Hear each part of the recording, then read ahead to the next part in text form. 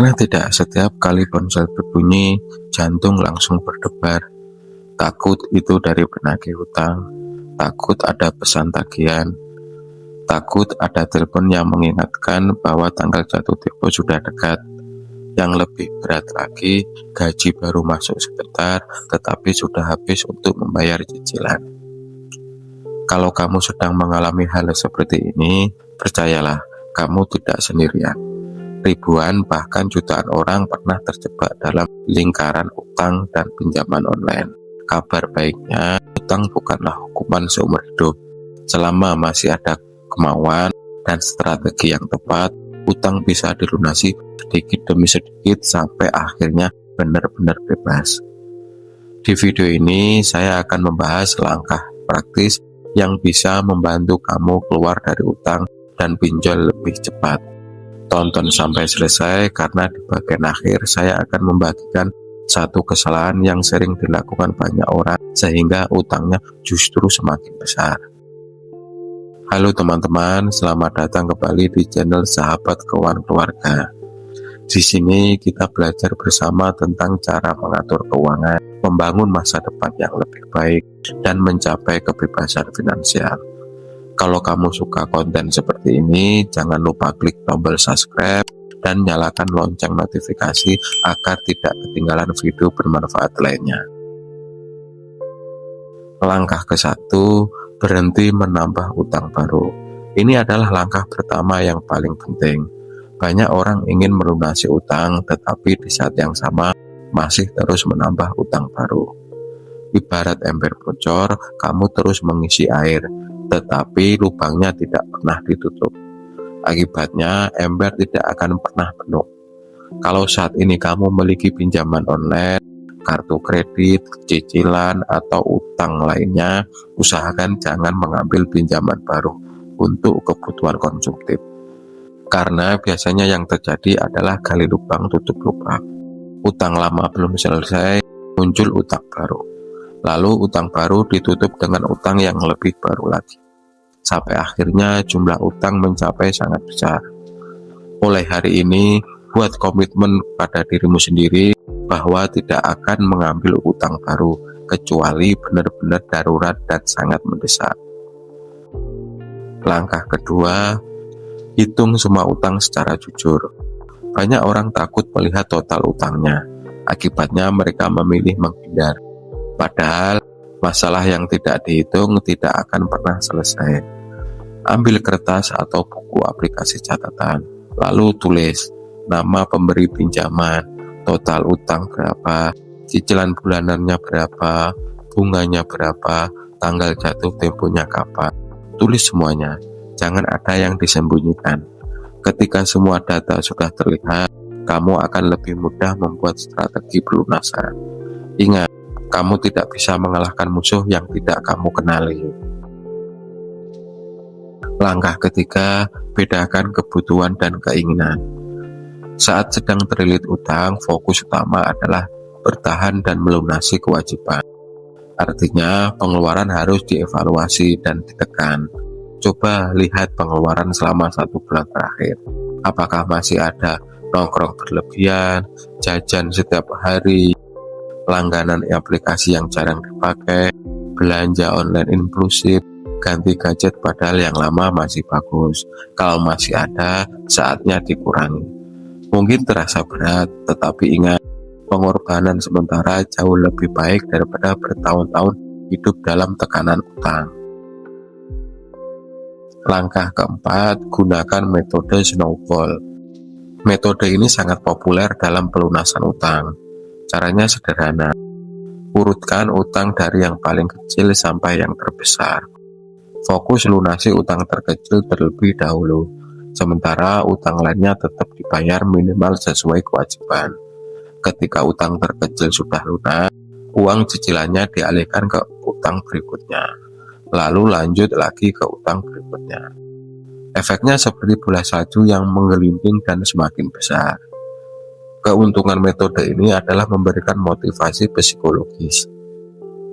Karena kamu bisa melihat satu persatu utang berhasil dilunasi.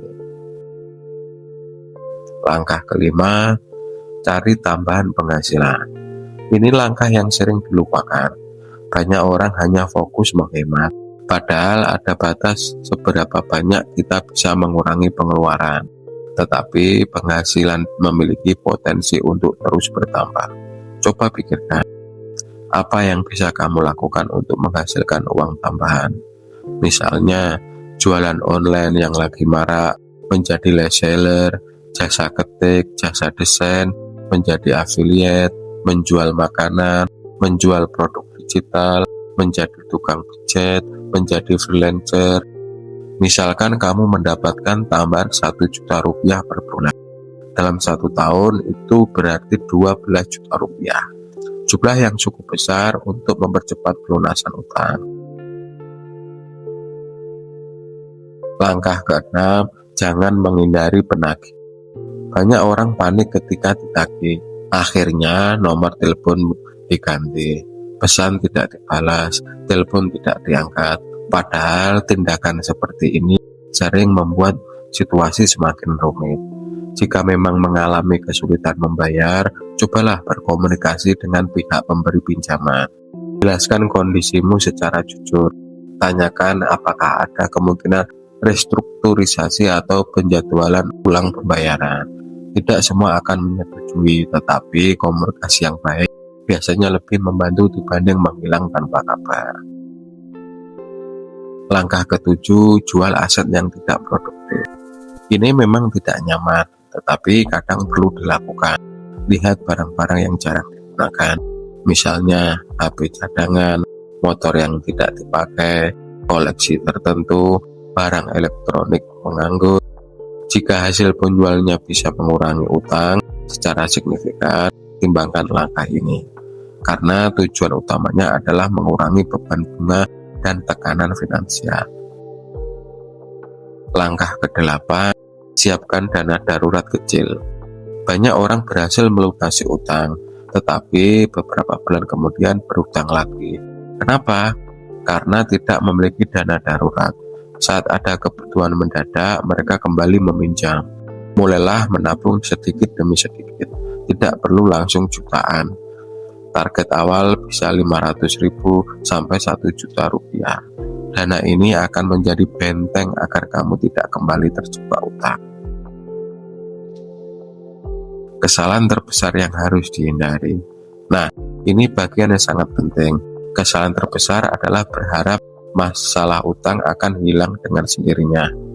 Banyak orang menunda, bulan ini ditunda, bulan depan ditunda, tahun depan ditunda, padahal bunga terus berjalan, tagihan terus bertambah. Semakin lama ditunda, semakin berat untuk diselesaikan. Karena itu, mulailah hari ini. Tidak perlu menunggu kondisi sempurna, tidak perlu menunggu gaji naik, tidak perlu menunggu rezeki besar datang. Ambil langkah pertama sekarang juga. Teman-teman, keluar dari utang memang tidak mudah, tetapi sangat mungkin dilakukan. Ribuan orang sudah berhasil melunasinya, dan kamu juga bisa. Aku yakin kamu juga pasti bisa. Ingat kembali langkah-langkah yang sudah kita bahas hari ini. Pertama, berhenti menambah utang baru. Kedua, catat seluruh utang secara lengkap. Ketiga, kurangi pengeluaran yang tidak penting. Keempat, gunakan metode snowball. Kelima, cari tambahan penghasilan. Keenam, tetap berkomunikasi dengan pihak pemberi pinjaman. Ketujuh, pertimbangkan menjual aset yang tidak produktif. Dan kedelapan, mulai membangun dana darurat.